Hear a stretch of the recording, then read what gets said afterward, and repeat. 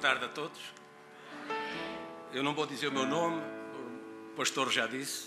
Não vou dizer de onde venho, o pastor já disse. Vamos entrar na palavra e eu direi o resto. Amém? Vamos abrir as nossas Bíblias no Evangelho de São João.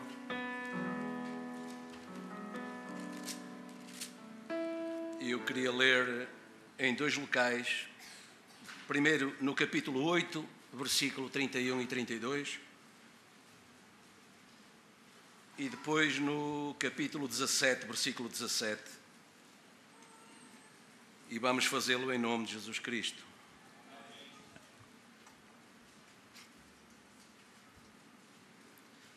Primeiro no capítulo 8, versículo 31 e 32, certamente são escrituras bem nossas conhecidas.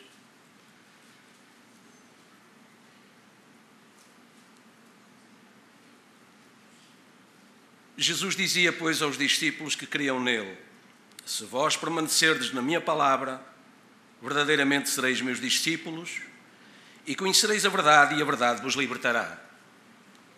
Amém? De igual modo, no capítulo 17, versículo 17 do mesmo Evangelho de São João, portanto um pouco mais à frente, Jesus diz: santifica-os na verdade, a tua palavra é a verdade. Amém? Vamos orar. Vamos orar. Bondoso Deus e Pai, estamos numa festa, Senhor, porque onde o teu povo se reúne é uma festa. Senhor, o mundo tem as suas festas, as suas reuniões, os seus convívios e rejubila com eles. Mas, Senhor, quanto mais nós não devemos rejubilar e ter prazer e ter alegria e exteriorizar o que nos vai na alma,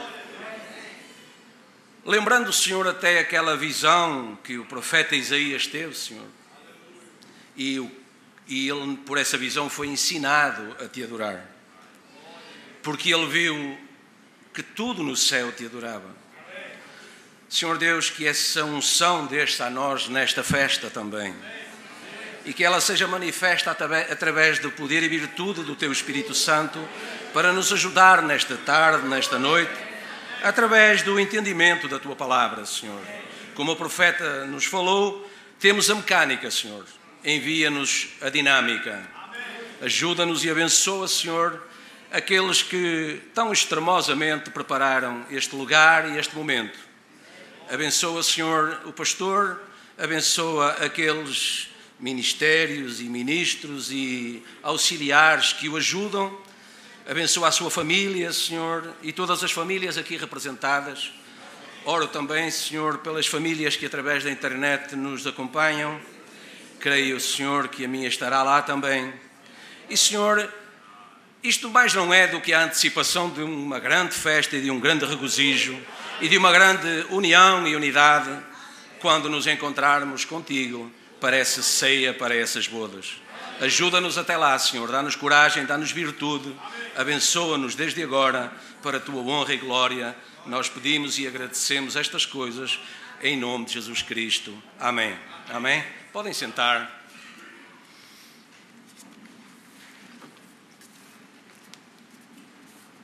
É um privilégio para mim estar aqui.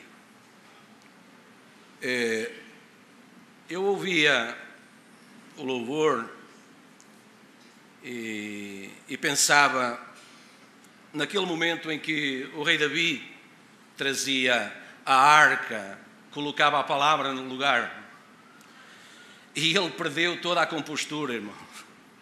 Ele perdeu toda a compostura, ele esqueceu a etiqueta, ele esqueceu quem ele era, ele esqueceu que ele era rei, ele esqueceu que ele tinha um exemplo para dar, ele esqueceu tudo. E quando entrou em casa e julgou que ia ser louvado ou acarinhado, confortado, ele foi criticado. Ele foi criticado. E repare, ele tinha o éfode. Ele estava completamente...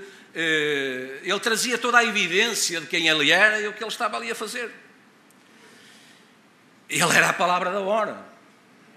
Ele era a mensagem da hora naquele dia. E a própria esposa não o reconheceu. E por causa disso, Deus secou o ventre. Ela passou a ser uma esposa híbrida. Uma esposa que não deu filhos. E tudo isso porque ela não reconheceu a palavra da hora. O profeta de Deus diz que a mulher representa a igreja. Em que condição estarão as igrejas que não reconheceram ainda a mensagem da hora? Certo? Por isso nós rejubilamos. Por isso nós estamos contentes. Por isso nós nos incentivamos uns aos outros. E eu quero agradecer o incentivo que o pastor Maia me tem dado neste tempo desde que eu cheguei. Este convite me honrou, este convite me honra. Eu quero agradecer a toda a família e a todas as famílias com quem tenho contactado. E, por último, àquelas que nesta tarde estão aqui. É um privilégio, realmente. Eu vim de Portugal, da cidade do Porto, sou pastor numa igreja lá. Tenho a minha casa a servir ao Senhor. É algo que me dá regozijo, não é? Porque é muito importante.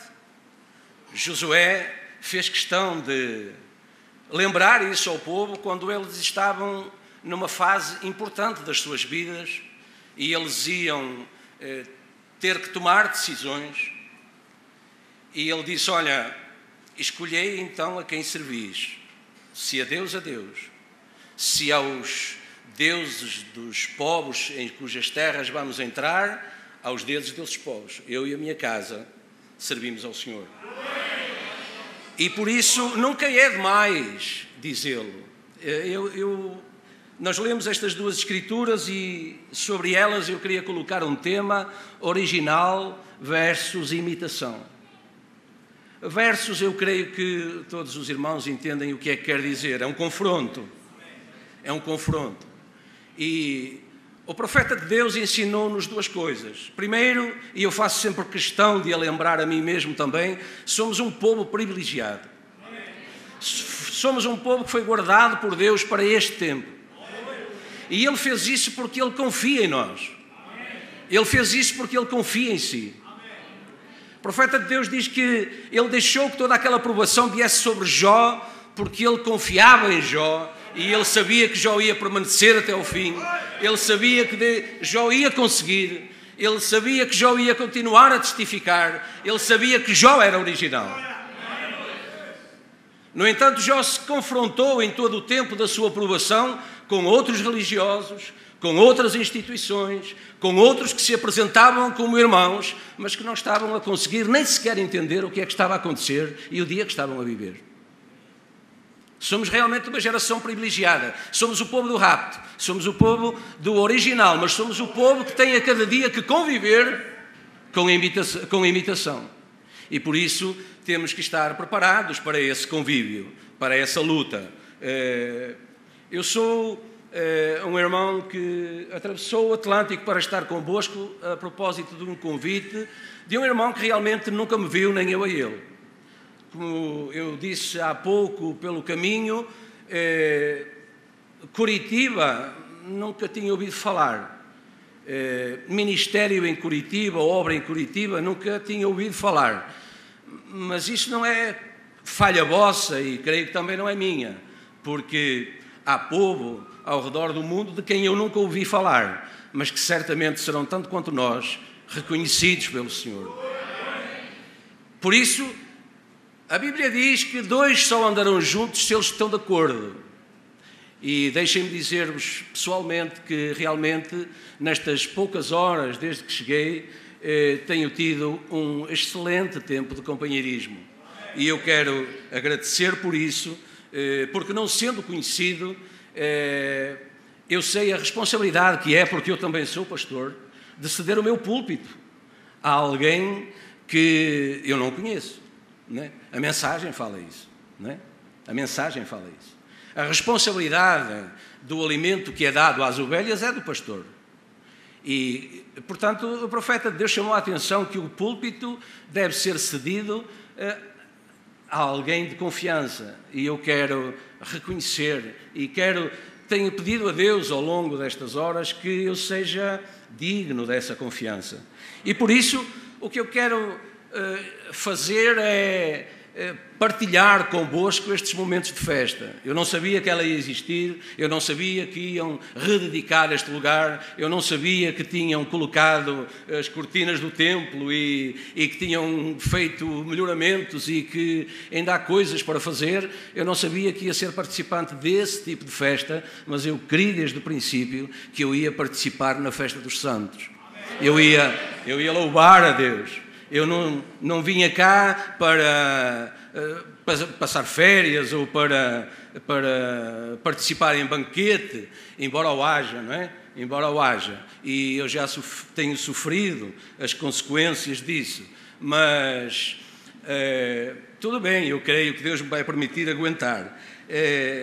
Porque, repare, ainda há pouco eu gosto de me sentir em casa e eu sinto-me em casa. E estou a sentir-me em casa. Eu disse ao irmão, se o senhor me permitir, eu sou de sangue quente, e se necessitar, eu posso tirar o meu casaco e colocar em algum lugar. O irmão disse, pode, claro que sim, pode, sinta-se em casa. Eu não tenho esse problema, porque eu não tenho gordura para deitar fora, mas pode. E eu não disse nada, não comentei, fiquei tranquilo e segui em frente. E por isso estamos aqui para louvar ao Senhor, para ter banquete, sim, mas primeiro vamos começar pelo banquete da palavra. E eu queria agradecer uma vez mais a oportunidade que me é dada, porque é bom poder participar deste regozijo. O povo de Deus regozija ao servir a Deus, tem prazer nisso. E nós devemos deitar para fora esse regozijo, não é? Repare, somos testemunhas de Deus. A natureza louva a Deus. A razão porque ao amanhecer os pássaros cantam, as águas murmuram, porque a criação de Deus louva a Deus. E por isso nunca é demais tudo aquilo que nós possamos fazer para a glória de Deus. E por isso, irmãos, Jesus sabe isso, Jesus requer isso, e Ele nos tem comissionado com a sua palavra, com a mensagem da hora, com essa inspiração para fazer cânticos, para tocar, para receber, para apoiar o ministério, para aceitar o ministério. Nós temos que assumir a responsabilidade daquilo que nós somos. Nós temos que assumir a responsabilidade. Muito mais neste tempo, repare, São Paulo disse a Timóteo na segunda carta, nos últimos dias entrarão no vosso meio homens tendo aparência de piedade, mas negando a eficácia dela. Desses, afasta-te. Por isso, repare, como fazer, como reagir, como discernir. Deus sabia tudo isso. Deus sabia qual era a unção dos últimos dias. E por isso Deus enviou um profeta. Né? Deus enviou um profeta, mas Deus fez mais do que isso. Deus enviou o Espírito Santo. E como é que Deus faz a ligação? O Espírito Santo diz-lhe que... O profeta enviado diz-lhe que o Espírito Santo é a única condição que temos para discernir o espírito do anticristo. Então nós podemos estar tranquilos. Jesus disse exatamente isso. Santifica-os na verdade, a tua palavra é a verdade. Mas Jesus falou para nós também. E Jesus fez depender essa condição. Jesus fez depender esse discernimento do facto de sermos seus discípulos, permanecermos com Ele, permanecermos nele. O mundo não me verá mais, mas vós me vereis, porque eu voltarei para vós. Durante muito tempo isso não foi entendido. mas naquele dia de Pentecostes, quando Deus se apresentou em porções medidas sobre cada um dos seus filhos e filhas, então eles entenderam o que era Deus, eles entenderam qual era a obra de Deus, eles entenderam o que é que lhes era requerido por Deus, eles perderam a cobardia, eles perderam a vergonha, eles perderam a condição, eles perderam a noção de quem eles eram, iletrados, indoutos, se calhar não tão bem vestidos quanto os outros cá fora, eles perderam toda essa noção, eles passaram a ter uma outra perspectiva do que era ser cristão, e eles saíram a testificar desse seu cristianismo, dessa nova condição, dessa nova forma de se apresentarem ao mundo, dizendo o quê? Esse Jesus a quem vós crucificastes, Deus o fez Senhor e Cristo. Esse Jesus a quem vós crucificastes, Deus o fez Senhor e Cristo. Repare, isso chocou as consciências. Muitas vezes nós estamos sentados aí tranquilamente, lá no fundo. Eu espero agora nos próximos dias poder usufruir disso, de sentar um pouco lá no fundo e ouvir a palavra, ouvir alguém a pregar para mim. Normalmente, nos últimos tempos, eu tenho feito só isso, não é? Eu tenho um povo na minha frente e eu tenho que o alimentar, eu tenho que falar, mas às vezes também é bom sentar lá no fundo e ouvir alguém falar para nós e trazer-nos um maná do dia e alimentar as nossas almas, chamar a nossa atenção. Reparem, a palavra é uma espada afiada de 2 gumes, não é? Por isso, muitas vezes, o próprio pregador está fisicamente aqui, ou está, sim, fisicamente aqui, mas espiritualmente ele está como que esteja aí, porque a palavra toca nele também. Ele muitas vezes prega para ele também. O povo não entende, não é? O povo não sabe essas coisas. Mas eu quero lhes dizer que isso é verdade. Quantas vezes o vosso pastor estará a falar determinada coisa e alguém sentado aí no lugar estará batendo o joelho e achando que ele está a falar para mim, alguma coisa não está bem, do que é que será, porque eu me identifico com aquela pregação e o pastor está exatamente a sentir a mesma coisa. Eu estou a falar para mim o que é que está a acontecer, porque eu me sinto atingido, eu me sinto tocado por esta palavra, e o que está a acontecer é apenas que Deus está a tomar conta dos seus filhos. Amém? Deus está a ser pai. Deus está a estender a vara, porque todo o pai que retém a vara do seu filho condena a sua alma à morte. Amém? E por isso, Deus tem que ser o primeiro a ser zeloso pela sua palavra. Deus tem que ser o primeiro a ficar na brecha, como nós costumamos dizer, para que essa palavra se cumpra, para que essa palavra transforme as nossas vidas, para que essa palavra faça de nós aquilo que Deus está a ver. Amém? Porque Deus não nos está a ver nesta condição. Deus não nos está a ver neste corpo. Deus nos olha através do sangue do Cordeiro e Deus nos vê na glória. Amém? Por isso a Bíblia diz que nenhuma condenação há para os que estão em Cristo Jesus. Amém? Então, repare, às vezes as coisas são difíceis, nós temos dificuldade em conviver com elas. Nós olhamos as situações que estão à nossa volta. Quantas vezes isso acontece consigo, comigo também. Sabe o que é que eu faço? Eu vou um pouquinho até Horebe. Perdão, até o Carmelo. Eu vou até ao Carmelo, porque nós estamos novamente debaixo de um som do Elias. Estamos nos tempos de Elias, na manifestação do Espírito de Elias. E eu vou até lá, entro naquela caverna como ele, e me encolho um bocado atrás de alguma pedra ou numa sombra que lá esteja, porque as coisas estão muito complicadas. Vocês lembram quando Elias fugiu para lá? Certo? Na primeira manifestação de Deus através desse ministério.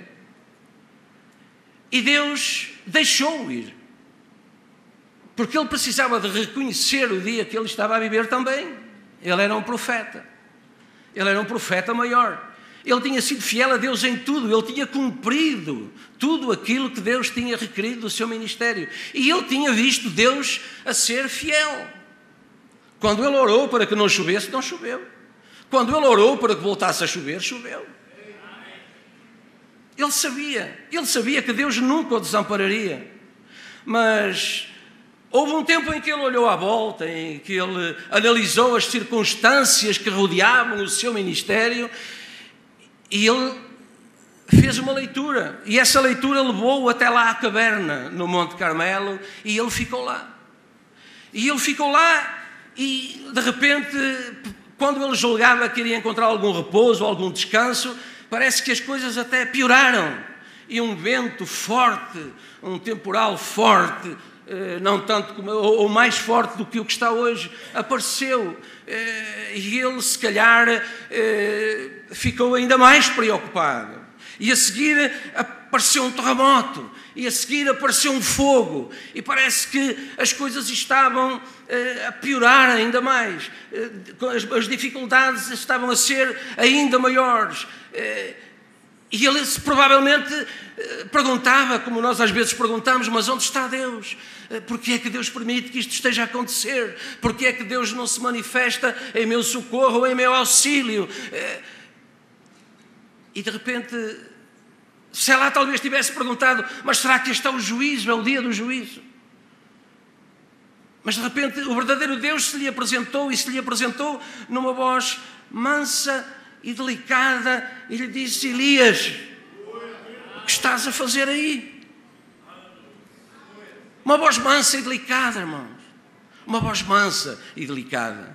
Nunca olhe a palavra como um juízo, como uma sobrecarga, porque não é isso que Deus pretende. Deus pretende colocar-nos na estatura do varão perfeito. Deus pretende colocar-nos num crescimento de fé tal, né, que Deus, a cada dia, madrugado e enviando, Ele envia o seu Espírito na porção certa, no momento certo, para fazer a obra de Deus em nós, para nos tornar mais originais. E eu tenho momentos, e no meu país, na minha cidade, em que alerto as pessoas para o facto da exigência de Deus e de Jesus Cristo para a perfeição. E por vezes eu vejo que as pessoas têm medo. Perfeito. Sim, perfeito. Jesus falou isso. Sede vós, pois, perfeitos como é perfeito o vosso Pai que está nos céus. Sede originais. Quanto mais originais nós formos, mais vamos saber identificar os imitadores. Quanto mais perfeitos nós somos. Por isso Jesus, quando se despediu deles, ele disse: Pai, enquanto eu estive com eles, guardei-os em teu nome, mas agora guarda-os tu. Eu vou para ti, santifica-os na verdade, toma conta deles, adverte-os contra o erro, adverte-os contra o engano, adverte-os contra a imitação, adverte-os contra os falsos cristos, não falsos Jesus, falsos cristos, falsos ungidos. Mas colocados aonde? Num lugar onde eles podem influenciar quem os ouve.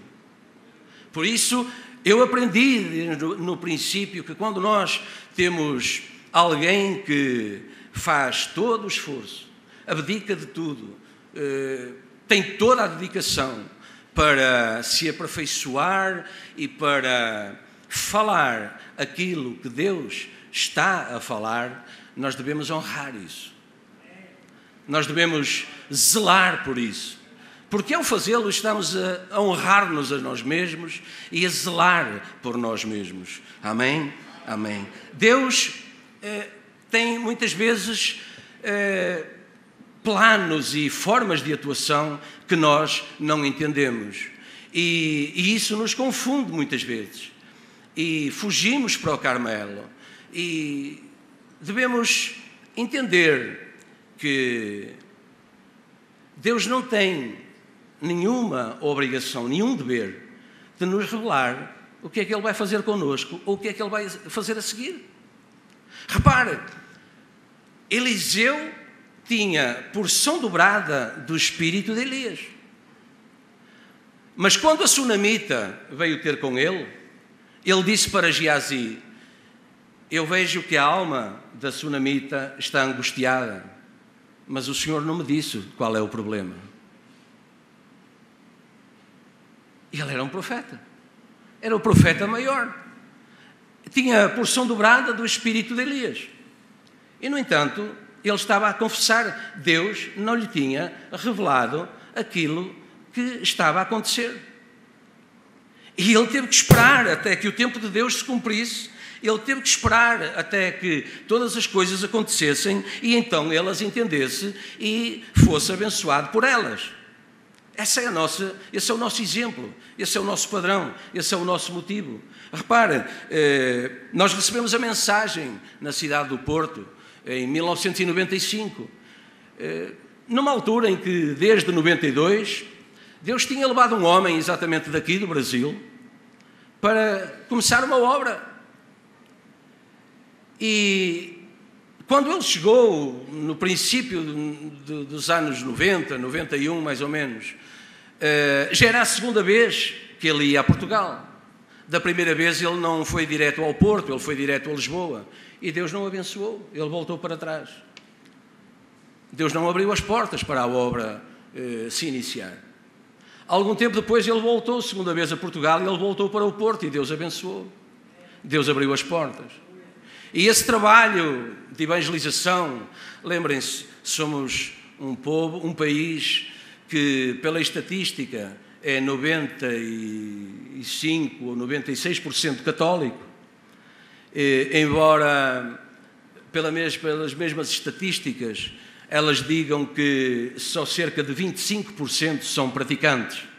E eu divirto-me às vezes com isso. O profeta de Deus dizia que ser católico e não praticante é como dizer que é ciclista, mas não sabe andar de bicicleta.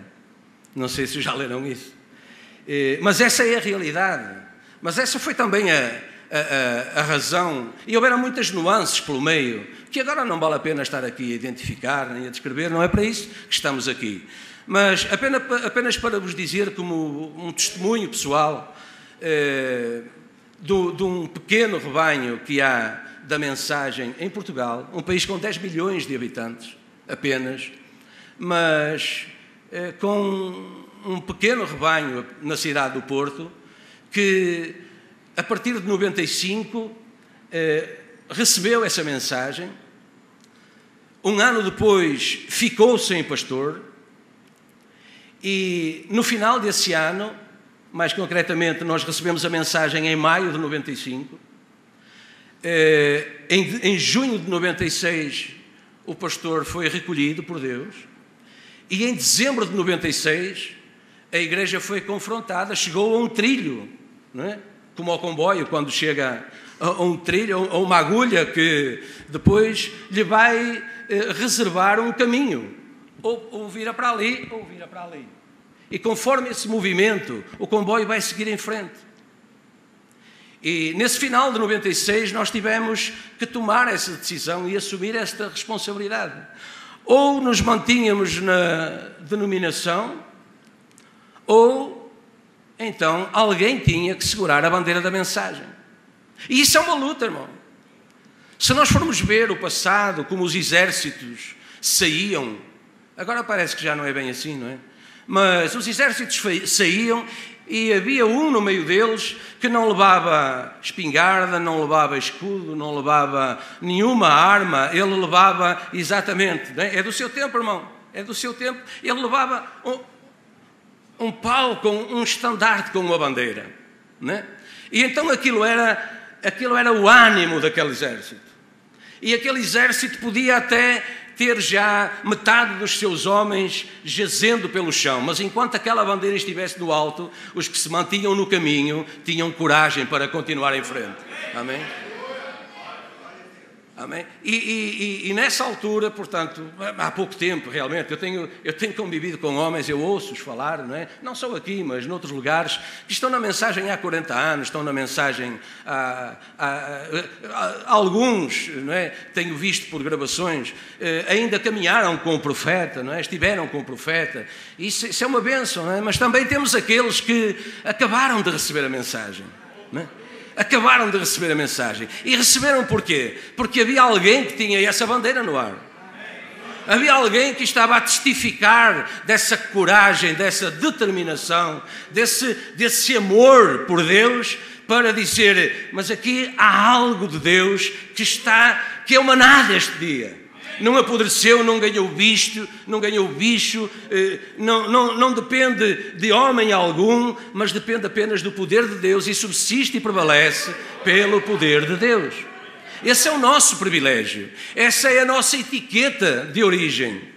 Isso é o que mostra, como o profeta dizia, de que massa nós somos feitos. E ele advertia, vem o dia... Não é? E eu quero falar para os neófitos, não é? Para aqueles que estão há pouco tempo na mensagem, ou receberam a mensagem, ou vão receber a mensagem, ou quem sabe estarão aqui, ou em algum lugar aí ao redor do mundo. Ainda, será que eu devo voltar àquela igreja? Será que eu não devo voltar? Será que eu devo continuar a acompanhar aquele povo esquisito e barulhento, e que tem assim uma forma estranha de falar, e que encara a adversidade com um sorriso nos lábios, e que diz que tudo é possível àquele que crê, e que diz somente crê, e que canta, não é? Quando todo mundo chora, quando todo mundo tem medo do amanhã e questiona o que poderá acontecer e espera a benesse do país A, do país B, do país C, da superpotência A ou superpotência B, se encontra com alguém que sorri e diz, sim, mas ainda há um poder que está para cima desse poder. Amém? E canta e rejubila e louva a Deus e fala de jubileu, porque fala daquilo que lhe é próprio. Fala daquilo que lhe é próprio. Fala da natureza que lhe corre nas veias. Esses são originais. Esses são aqueles que o Senhor chamou para, através deles se manifestar. O mundo não me verá mais, mas vós me vereis e vós vivereis porque eu vivo. Amém? Lembre-se, o profeta de Deus disse que nós somos a evidência da ressurreição. Não é o coelho. Não é o coelho, eu não sei se há aqui alguém com esse sobrenome. Ou seja, não é o coelho de chocolate na Páscoa, não é o cordeiro, não, é o cordeiro sim, mas o que tirou o pecado do mundo. Não é? Aquele que colocou em nós essa marca de sangue. Não é? Lembra quando o profeta falou nisso? Daquele gado especial, com aquela marca especial, que tira toda a dúvida àqueles que olham e sabem que ela é uma raça original, é um sangue original, por causa daquela marca. E essa marca foi a que Deus requereu lá no primeiro Êxodo. Passando eu, e vendo eu a marca, vendo eu o sangue, então a morte passará por sobre vós. Então não há morte. Não há morte. Não há morte. Amém? Esperamos uma vida ainda mais perfeita do que aquela que temos vivido. A Bíblia diz em 1 Coríntios 13 que em parte conhecemos, em parte profetizamos, mas quando vier o que é perfeito, então o que é em parte será tirado fora. E quando aquilo que for em parte for tirado fora, o que é que vai restar? A perfeição. A perfeição. Por isso não temos que temer, temos que ser originais, sim, originais no sentido da pureza, do aperfeiçoamento, da multiplicação, da prosperidade, do produzir novos filhos para o reino de Deus. Repare, por isso a mulher de Davi ficou estéril até ao fim, certo? Ela não produziu mais nada. Porquê? Porque ela não reconheceu, não foi só pelo facto de ela ter escarnecido, não é, desse tempo e daquilo que ela estava a ver. Ela fez isso porque ela não reconheceu aquilo que estava a acontecer no dia em que ela estava a viver. E essa é a razão porque nós estamos aqui hoje. Essa é a razão porque temos festa no final do ano. Essa é a razão porque vimos à igreja a todo o dia em que somos convocados para isso. Porque o vir à igreja quando a porta está aberta, lembre-se, é uma santa convocação. A Bíblia fala disso. É uma santa convocação. Não é o pastor A, B ou C, o irmão A, B ou C, seja, eu hoje não vou à igreja porque o pastor tal não está lá, só vem no tal dia. Não, nós estamos a ser convocados por Deus para estar aqui. E agora repara, porquê que Ele é Deus? Porque o que significa a palavra Deus? Significa ser adorado. Isso é tão importante que Deus disse, Jesus disse um dia, se vós vos calardes, as pedras clamarão. Deus tem que ser adorado. Agora, Satanás luta contra isso, claro que sim. Olha, venho de uma Europa que a cada dia cai em pedaços. Cada notícia é pior do que a do dia anterior. E a última palavra que mais na moda está lá do lugar onde eu venho chama-se globalização. Já deve ter chegado aqui. Já devem ter ouvido falar. A globalização é qualquer pesquisa nos dirá que é um processo de aprofundamento da integração económica, social, cultural, política, que tem sido impulsionada pelas facilidades de transporte nos finais do século XX, início do século XXI. Mas logo encontramos na mesma pesquisa que a globalização é um fenómeno capitalista e complexo que começou na era dos descobrimentos e cuja origem pode ser traçada no período mercantilista. Os seus efeitos são muitas vezes apresentados como tendo um efeito dominó, ou seja, deixamos de estar imunes àquilo que acontece no país A, no país B, no país C, ou seja, o que acontece num lugar, logo se transmite, atinge outro país, outra pessoa, outro lugar, e a isso eles chamam de globalização. Os seus efeitos são muitas vezes apresentados como tendo um efeito dominó, porque os países e as pessoas ficam sem dar conta, tão dependentes e tão ligados, que o que acontecer lá longe vai ter com certeza efeito aqui bem perto. Então, se continuarmos a estudar este tema, vamos acabar por encontrar a sua origem no Éden, onde todas as coisas começaram, obviamente. A globalização começou efetivamente no Éden, quando Deus transferiu para os seus filhos a manifestação do dom de Deus. Se lembrarem, em João 4,10, Jesus disse àquela mulher na beira do poço, se tu conheceras o dom de Deus e quem é aquele que te diz, dá-me de beber, tu lhe pedirias e ele te daria da água da vida. Essa é a resposta que nós encontramos hoje para entendermos tudo aquilo que está a acontecer à nossa volta. Deus estava em perfeita harmonia com os seus filhos. Mas quando Satanás entrou no meio dessa harmonia, através de Eva, esse efeito estendeu-se também a Adão. Em Gênesis 3, é nosso conhecido, disse Adão, a mulher que me deste por companheira, ela me deu da árvore e eu comi. E disse o Senhor Deus à mulher, por que fizeste isso? E disse a mulher, a serpente me enganou e eu comi. Repare, Deus todos os dias ao entardecer, em que tempo estamos?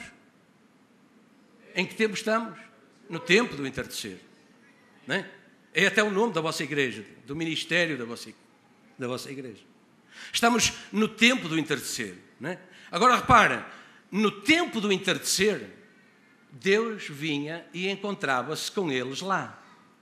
E tinha companheirismo com eles. Acha que eles que ficavam calados?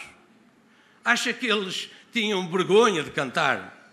Acha que eles tinham alguma limitação do que fazer perante Deus? Eu tenho a certeza que não.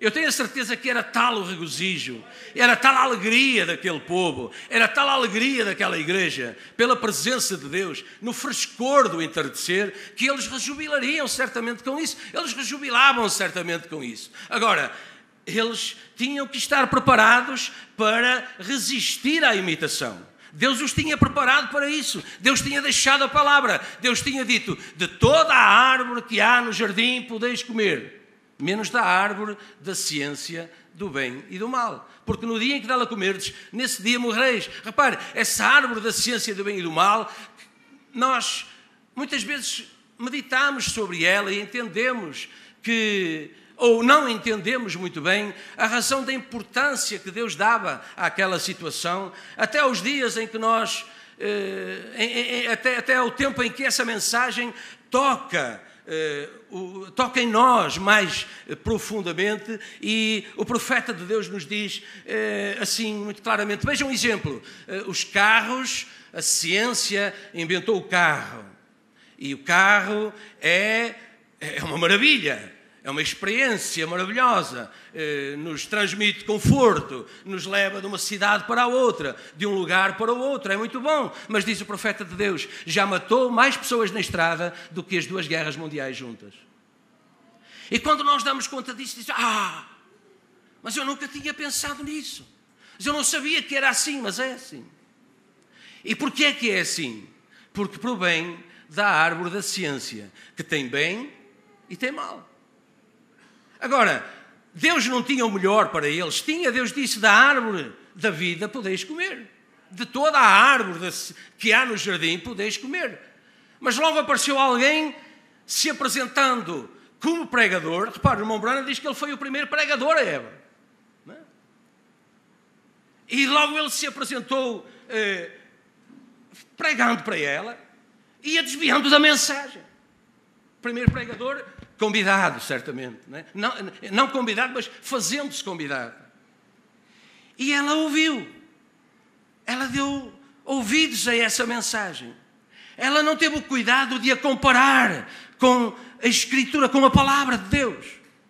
Ela não teve o cuidado de ir ter com Adão e perguntar, olha, podemos tomar para nós esta interpretação que está a ser feita daquilo que Deus disse? Certamente que Adão ia dizer, não, nem pensar. Nem pensar.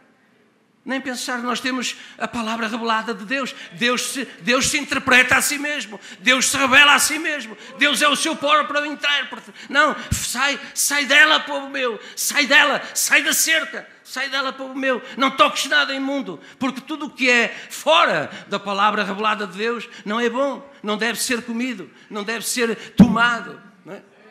Mas ela não fez isso, ela aceitou isso. Ela aceitou fazer aquilo que lhe estava determinado não fazer. E o profeta de Deus diz na mensagem liderança, no jardim do Éden, o que causou toda a morte e toda a tristeza e toda a angústia, todo o pequeno bebê agonizante, todo o estertor na garganta, toda a ambulância apitando, todo o hospital, todo o cemitério. O que causou isso foi porque Eva duvidou de uma palavra. Foi porque Eva duvidou de uma palavra. Não toda ela. Somente perverteu isto. Agora, Deus disse ao homem lá que ele tinha de guardar toda a palavra de Deus. Amém? Toda a palavra de Deus. E, portanto, agora, isto é o princípio da Bíblia. Daí que quando Abel veio adorar e Deus aceitou a sua adoração, porque era por revelação, logo, Caim veio também adorar. E o profeta de Deus diz, ele era tão religioso quanto Abel. Ele fez tudo direitinho quanto Abel. Ele cumpriu todas as ordenanças, todas as obrigações, todos os rituais, todos os movimentos. Ele levantou o altar, ele colocou os 7 altares, ele colocou os 7 animais. Ele fez tudo igual. Só lhe faltou a revelação da hora em que ele estava a viver e o que é que Deus requeria para aquele momento. E o que Deus requeria para aquele momento era o sangue do Cordeiro. E ele não soube. Ele não tinha essa revelação. Quando ele se insurgiu, quando ele se entristeceu, Deus veio ter com ele e disse, porque estás triste? Porque estás triste. Deus deu-lhe um tempo para se arrepender. Porque estás triste. Ele disse, porque tu aceitaste o meu irmão e não aceitaste o meu. Não é? Porquê? Porque não havia revelação do que Deus estava a fazer. Na mensagem O Poder de Deus para Transformar, o profeta diz, toda a cultura na terra, todos os poderes da ciência, tudo é do diabo. Tudo é do diabo. É o seu evangelho. Ele pregou do conhecimento no jardim do Éden. E ele tomou esse conhecimento pervertido, contrário à palavra. Ele tomou desse conhecimento e contrário ao plano de Deus, e agora ele teve 6.000 anos para fazer exatamente o que Deus fez, apenas numa forma pervertida. Por isso nós vemos o mundo na condição em que ele está. É uma forma pervertida daquilo que Deus tem estado a fazer, daquilo que Deus fez. Amém? É uma forma pervertida. E levou o mesmo tempo para produzir o seu próprio Éden. Agora ele tem um Éden aqui na terra e está cheio com sabedoria, conhecimento. Esse foi o seu evangelho no princípio. Conhecimento, sabedoria, ciência. Deus nunca se preocupou com isso. Repare, Deus colocou do seu espírito em homens que não sabiam nem assinar o seu nome. Ele colocou do seu espírito em homens que eram iletrados, não tinham o dom da palavra. Né? Repare, eu pensei muitas vezes, eu não sei se eu algum dia vou conseguir subir a um púlpito. Eu ainda estava sentado lá na cadeira e eu olhava o pregador e a pregação e me entusiasmava toda aquela articulação. E eu dizia, eu acho que eu nunca ia ser capaz de fazer aquilo. Eu acho que eu nunca ia ser capaz de tomar tal atitude, de abraçar tal ministério. Eu não sabia como fazer. E de repente eu dei conta que Moisés disse exatamente a mesma coisa a Deus. Senhor, eu não sei o que falar, eu não sei o que dizer. Como é que tu me podes escolher a mim, enviar a mim? Eu não tenho palavra, eu não tenho o dom da palavra, né? Mas Deus também não precisava que ele tivesse o dom da palavra. A Escritura diz, não sois vós quem falará coisa alguma. E vocês poderão dizer, oh pastor, mas isso é para si. Não, isso é para si também. Deus vai modelar o seu testemunho. E o melhor testemunho que nós podemos ter é a nossa vida. E se a nossa vida estiver modelada por Deus, então Deus vai usar esse modelo para mostrar ao seu vizinho, ao seu colega de trabalho, ao seu professor, ao seu amigo, ao seu patrão, seja ele quem for, seja ele quem for. A Bíblia diz, o profeta diz que a razão por que o mundo ataca a noiva é porque ela é a noiva e o mundo não se identifica com ela e não consegue transformá-la e vê nela juízo. Porque vê nela o próprio Deus. Vê nela o próprio Deus. Certo? Repara, Jesus nos fez reis e sacerdotes. Pedro disse, vós sois nação santa, sacerdócio real, povo abençoado, povo escolhido. Quer melhor do que isso? Há alguma coisa no mundo que possa valorizar mais a nossa vida, o nosso lar, a nossa família? Por isso Josué disse, eu e a minha casa servimos ao Senhor. Haverá algo, o mundo poderá ter algo de mais importante, de mais valioso do que apresentar a alguém Deus no seu poder, nos seus atributos. Não é? Repare, o profeta de Deus disse, Deus não tem prazer nenhum, Deus não enviou a doença, porque tem prazer que nós estejamos doentes. Deus deixou que a doença viesse para que, a começar por nós, Ele se pudesse apresentar como curador.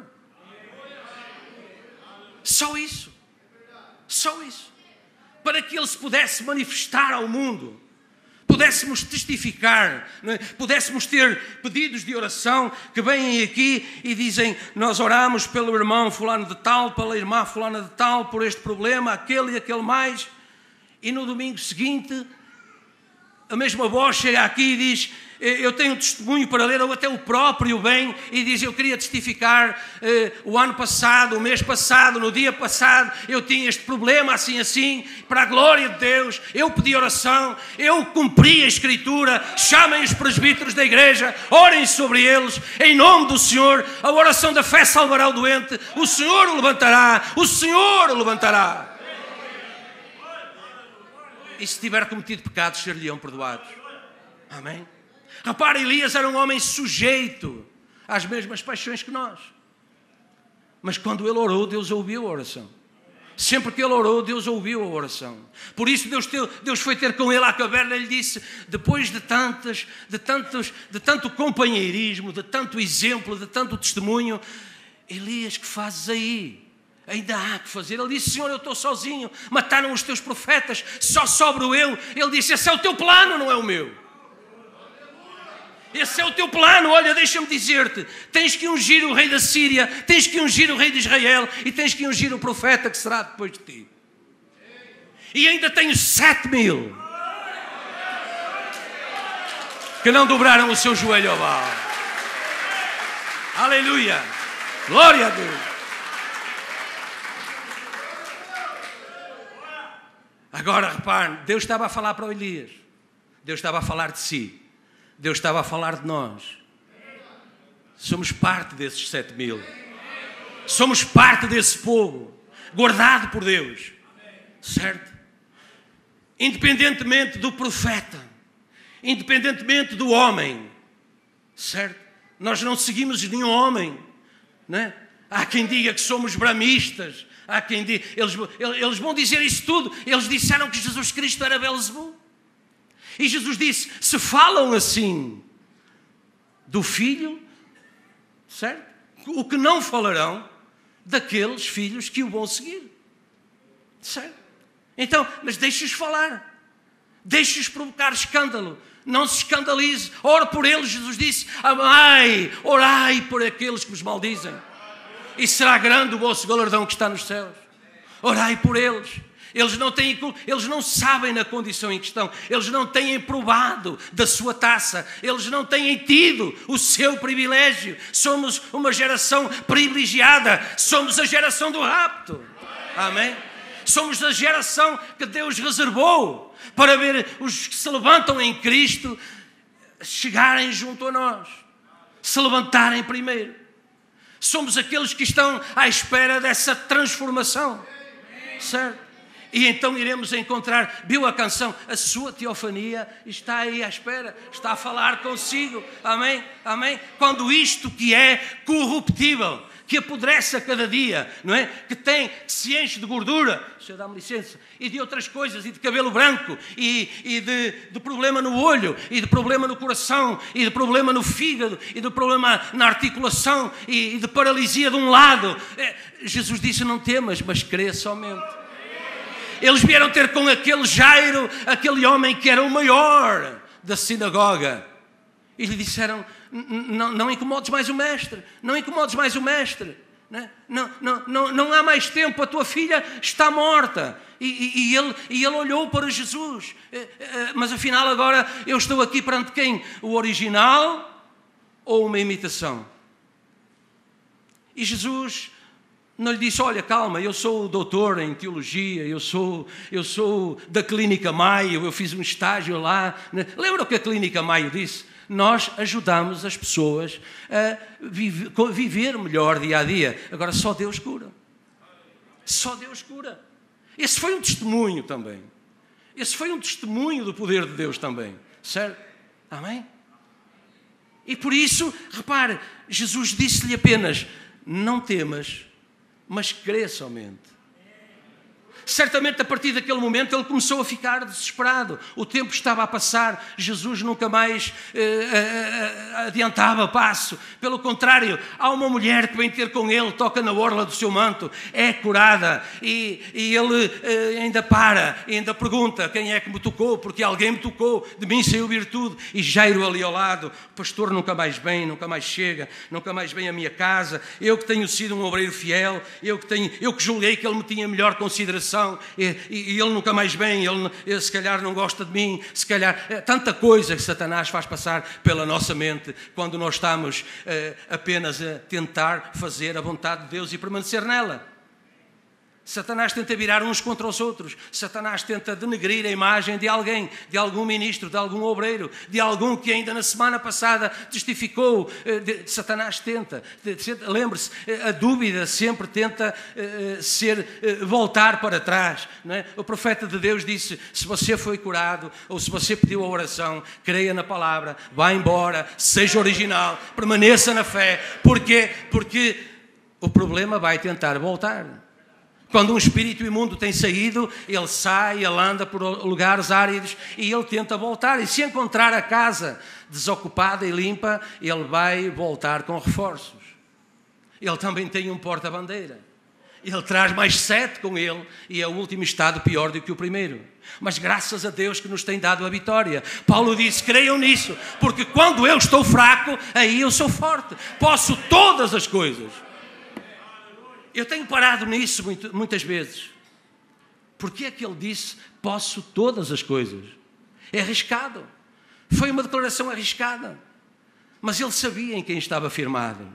Ele sabia quem ele era. Ele sabia com quem se tinha encontrado no caminho para Damasco. Ele sabia que aquela luz era um poder. O irmão Branham diz, ele era um judeu tradicional. E se ele falou, Senhor, Senhor, quem és? Ele sabia do que ele estava a falar. Ele não ia falar daquela maneira se ele não se tivesse a certeza daquilo que ele estava a dizer. E ele disse, Senhor, quem és? E Jesus lhe disse, eu sou Jesus a quem tu persegues. Ele nunca tinha perseguido Jesus. Ele apenas tinha metido alguns de determinadas igrejas num lugar onde eles não fizessem mais barulho e não cantassem tão alto e não incomodassem os vizinhos. E não viessem dizer que ele tinha ressuscitado e que era o curador e que era o libertador e que era o mesmo Jeová Jiré, o mesmo ontem, hoje e eternamente. Por isso ele fez essa afirmação. Quando estou fraco, então eu sou forte, porque eu posso todas as coisas naquele que me fortalece. Digam graças a Deus. Desse confronto entre o original por revelação e imitação completamente carnal, quando percorremos a Bíblia, encontramos o confronto dessas influências. Repare, Noé trouxe a mensagem da hora e logo se levantaram os escarnecedores. Logo se levantaram homens que duvidavam que fosse chover. Porquê? Porque a ciência dizia que não era possível. Os cientistas diziam que não era possível. E por isso havia sempre aquele confronto entre o que Noé dizia, que era o assim diz o Senhor, e aquilo que a ciência dizia. Repare, Abraão saiu da terra dele, deixou tudo, mudou completamente a sua natureza, na base de uma mensagem que ninguém conseguia entender. Vai para a terra que eu te hei de mostrar. Repare, eu quando saí de casa, eu disse à minha esposa, disse aos meus filhos, disse à igreja para onde eu vinha.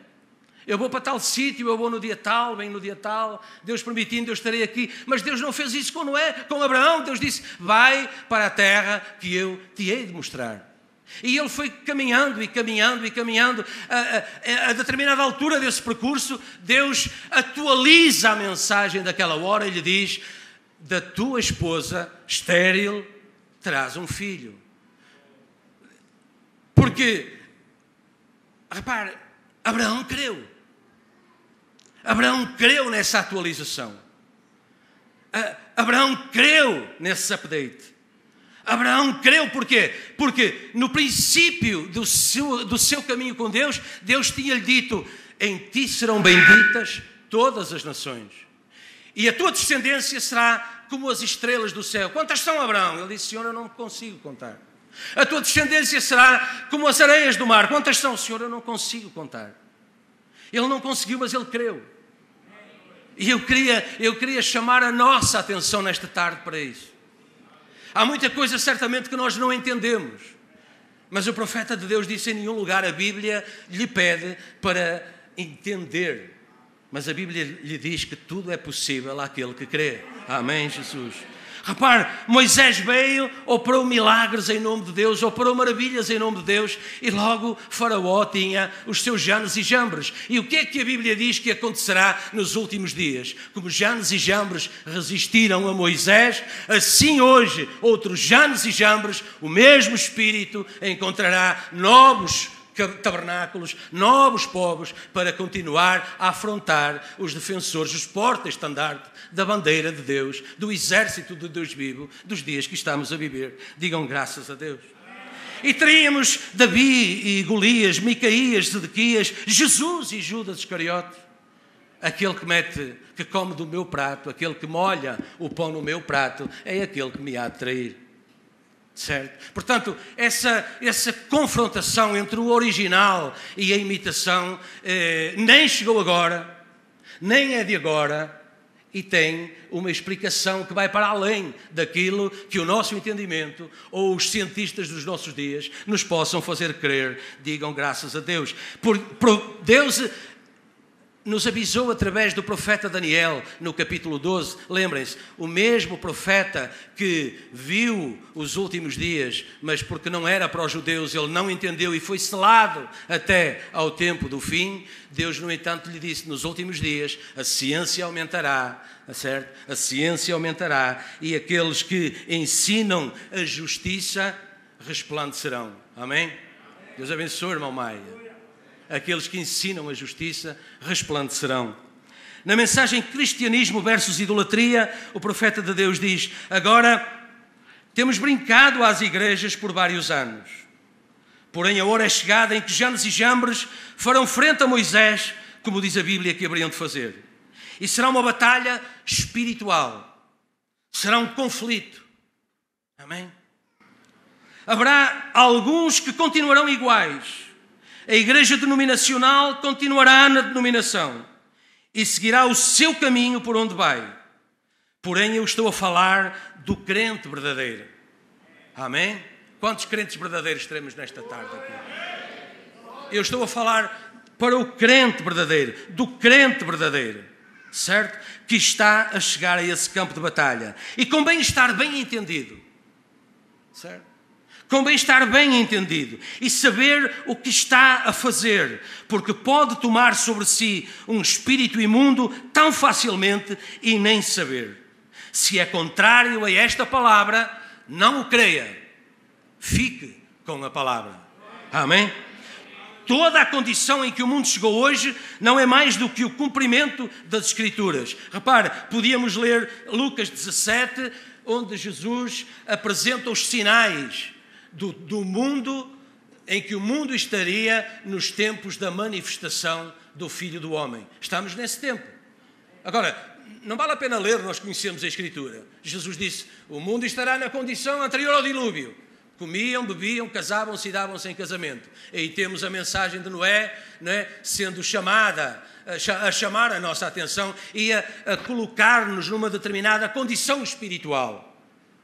Mas Jesus disse também, o mundo estará também na condição anterior, de Sodoma, anterior a que fogo caísse do céu. Comiam, bebiam, compravam, vendiam. Ou seja, as igrejas iriam estar tão cheias de mundo, certo? As igrejas iriam ser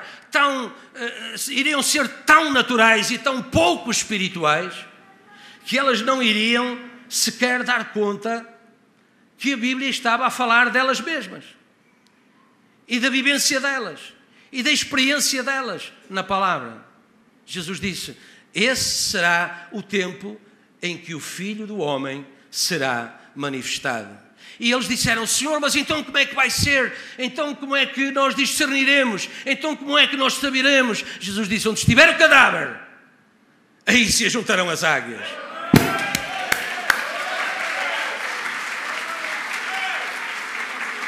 Onde estiver o cadáver, aí se ajuntarão as águias. Amém? Esse será o sinal. Na mensagem O Deus desta era maligna, Jesus diz, o profeta de Deus disse, Jesus falou como foi nos dias de Noé, assim será na vinda do Filho do Homem. Quando todos eles se tentavam casar, agora observe, os filhos de Deus casaram-se com as bonitas filhas dos homens. Certo? E Deus nunca lhes perdoou isso. Eu não entendo como é que o meu pai me diz que eu tenho que arranjar uma noiva na mensagem. Eu não entendo como é que a minha mãe me diz que eu tenho que arranjar um marido na mensagem. Né? É um problema realmente. Você que já tem seguro. Eu tenho 4 filhos. 3 homens e uma menina. Eu tenho isso para resolver. Mas eu não vou resolver. Eu já dei para Deus para resolver. Porque o profeta de Deus advertiu que aqueles que não seguem esse caminho, não lhes passa nem pela cabeça aquilo que mais tarde ou mais cedo virá a acontecer. E nós vemos, não é? Não sei como é no Brasil, mas na Europa é terrível.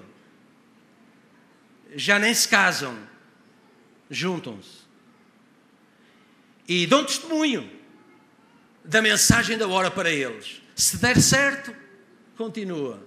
Se não der certo, parte para outra. Que coisa horrível. Que coisa horrível, irmãos. Tenho 34 anos de casamento e a cada dia, irmãos, eu estava disponível para me casar novamente. Porquê? Porque é um casamento consagrado a Deus. É um sacramento. É um ato sacramental. E nós devemos valorizar isso. O marido deve valorizar a boa esposa que tem. A esposa deve valorizar o marido que tem.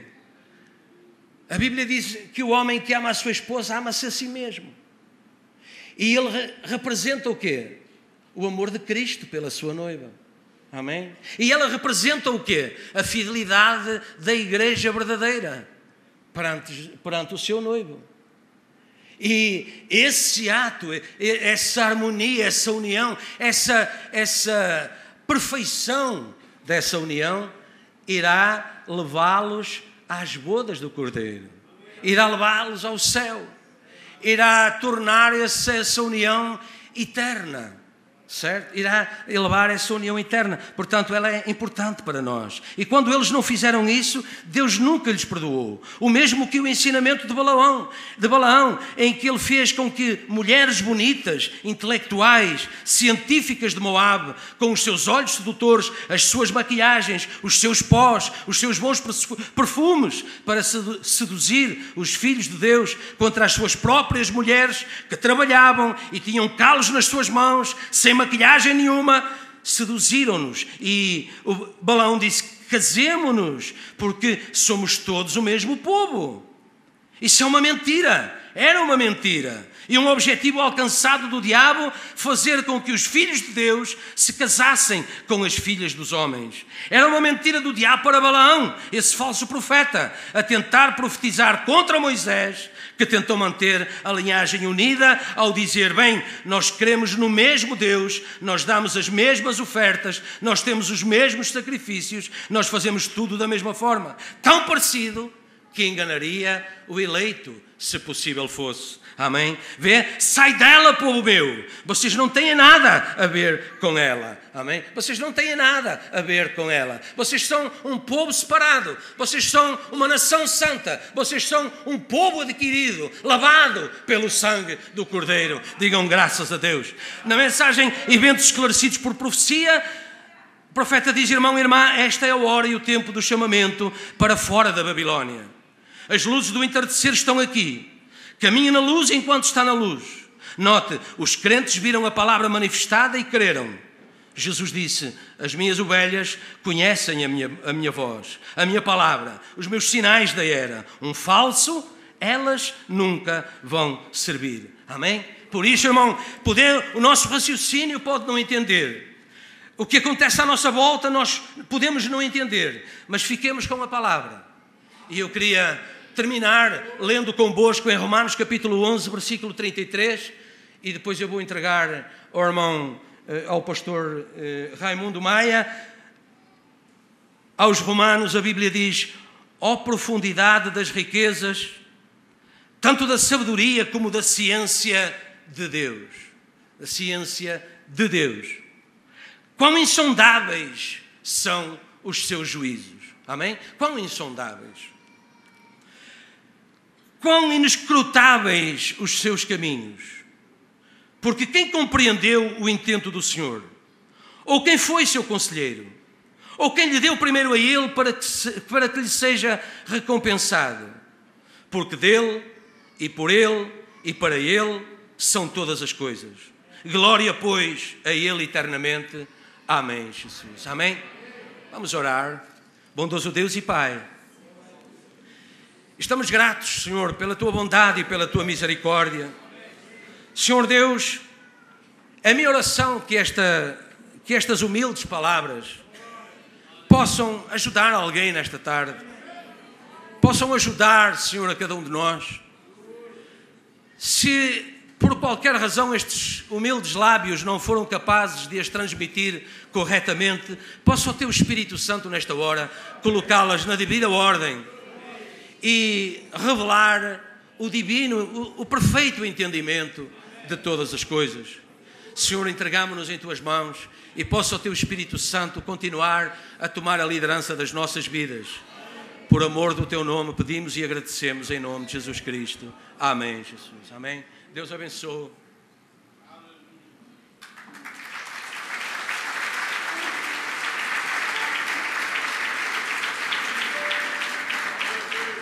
Pode se sentar, irmãos.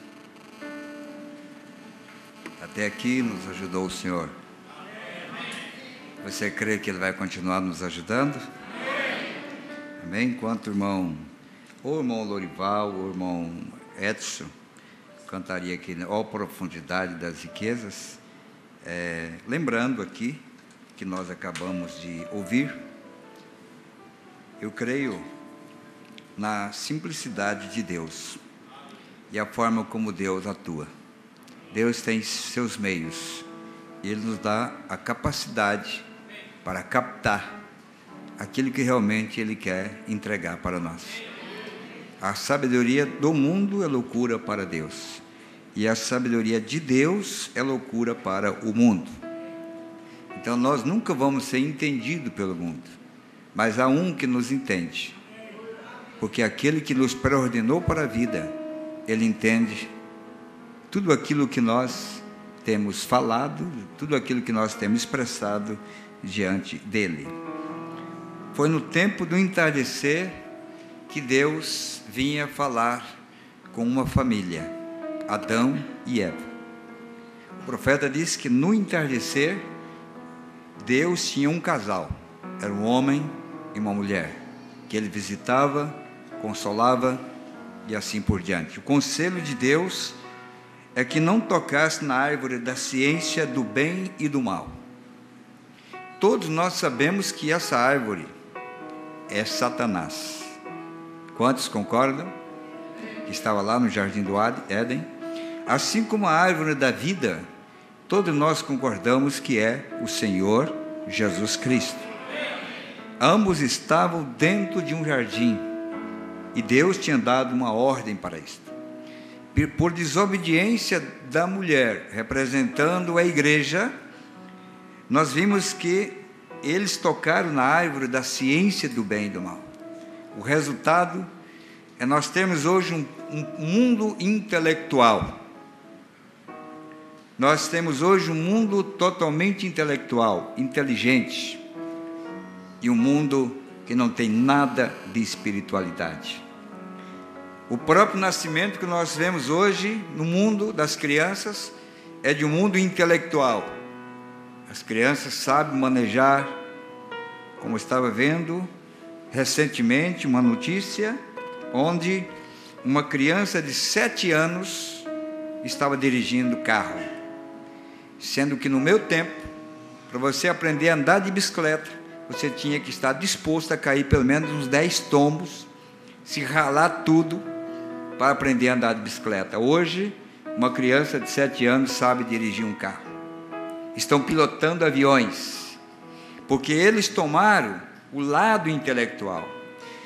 Para Deus furar esse círculo intelectual que o mundo está vivendo hoje, rodeado hoje pela televisão, pelo rádio, pelos jornais, pelo conforto, por tudo que está cercando hoje, Deus não pode vir de cima para baixo para romper esse círculo.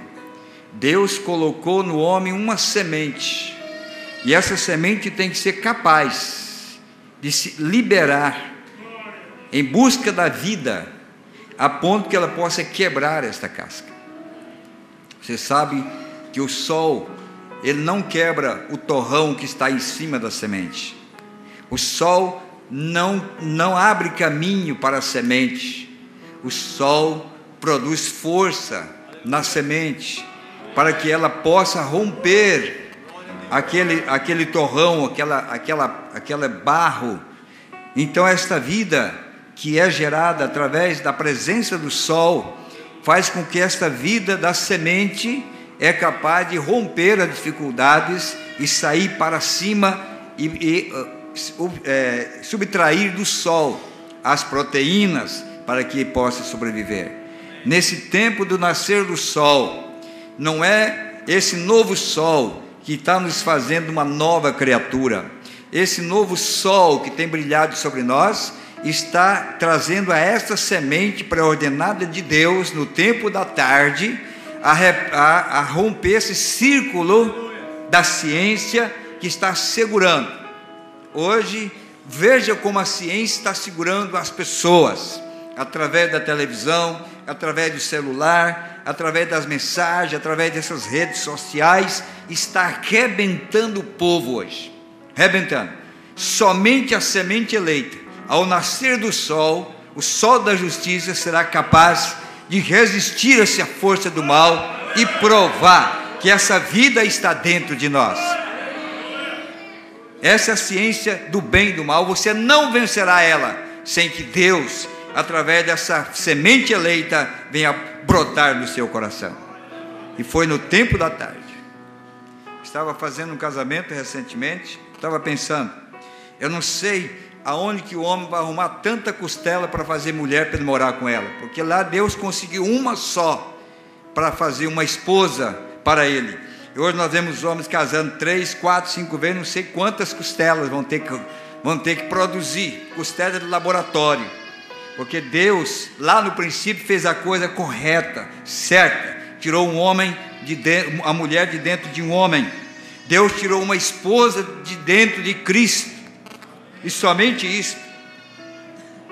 Então, meus amados, a intelectualidade, o conhecimento intelectual está matando as pessoas hoje. A revelação está posicionando as pessoas no corpo do Senhor Jesus Cristo. E não pode ser entendido. Nós ouvimos falar de Davi, quando a arca estava sendo trazida para a sua terra. Quantos anos esta arca estava nas mãos do inimigo? Mas um dia ele resolve trazer esta arca, e ele estava tão empolgado, que ele estava sobre o som dos hinos, o som da melodia que estava cantando. Ele estava tão empolgado que ele dançava, ele pulava, ele sorria, ele estava feliz porque a arca foi trazida de volta para ele. Mas havia uma igreja que não compartilhou daquela alegria, não teve revelação daquela volta, daquela posse da palavra, e por não ter esta revelação, ela ficou estéril o resto da sua vida. Nós estamos no tempo de mostrar quem somos nós, porque a palavra está sendo trazida de volta para nós. O que declara é a sua posição pela palavra. Isso está trazendo um regozijo para a igreja incomparável. E somente a filha do rei Saul, que se achava muito digna, porque vinha de uma linhagem de rei, que podia criticar ao rei Davi, o seu marido, criticar as suas emoções, ela ficou estéril. Mas parou a obra de Deus? Não. Davi disse, nós vamos continuar, porque eu não posso ficar calado, sabendo que Deus está trazendo de volta para nós a sua palavra, restaurando a palavra para a sua igreja. E a verdadeira igreja hoje está alegre, feliz, porque a palavra está sendo trazida de volta para ela.